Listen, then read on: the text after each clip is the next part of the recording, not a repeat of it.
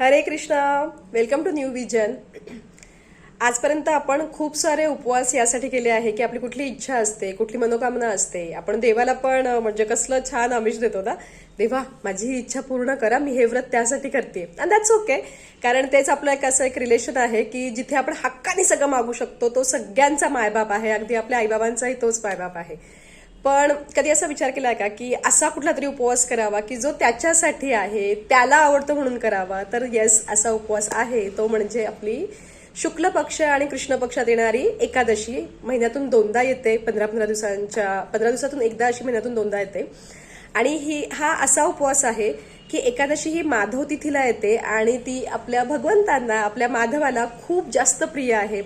म्हणून एक असा उपवास करावा की जो त्याला आवडतो, जी त्याची आवडती तिथी आहे. आणि मनामध्ये काही विचार नाहीयेत, पण फक्त मी त्याच्यासाठी करते कारण त्याला ही तिथी आवडते म्हणून एकादशी करावी. ही पहिली गोष्ट. आणि हे त्याच्या मागचं आध्यात्मिक कारण की जर माझा कृष्ण आहे तर त्याला आवडणारी प्रत्येक गोष्ट मी करीन, आणि त्यातलंच एक म्हणजे एकादशी.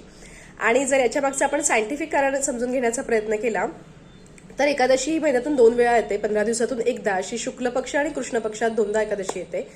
आपण बाकीच्या दिवस भरपूर खात असतो, आपण खवय्ये आहोत आणि एन्जॉय केलंच पाहिजे खाणं. पण जर आपण 15 दिवसातून एकदा असा गॅप ठेवला की आपण काही अन्न घेत नाहीये, आपण पोळी भाजी वरण भातावर बाकीच्या ज्या काही गोष्टी आपण त्या खात नाहीये आणि उपवास करतोय, तेव्हा आपल्या बॉडीला ओव्हरऑल हिलिंगसाठी तो वेळ मिळतो. म्हणजे फॉर एक्झाम्पल मी खातेच आहे तर माझ्या बॉडीची एनर्जी ही ते पचवण्यासाठी खर्च होते. पण ज्या दिवशी मी काही खात नाही तेव्हा माझ्या बॉडीमध्ये जर काही आकार असतील, काही गोष्टी असतील की ज्या हील करण्याची गरज आहे, तर ती एनर्जी तिथे युटिलाइज होते. हे त्याच्या मागचं सायंटिफिक कारण. म्हणजेच आपण जेव्हा एकादशी करतो तेव्हा 2 गोष्टी साध्य होतात. एक म्हणजे आपला कृष्णा खुश होतो आणि त्यांनी दिलेलं हे शरीर हे हील करण्यासाठी योग्य ती वेळ आणि योग्य ती एनर्जी मिळते.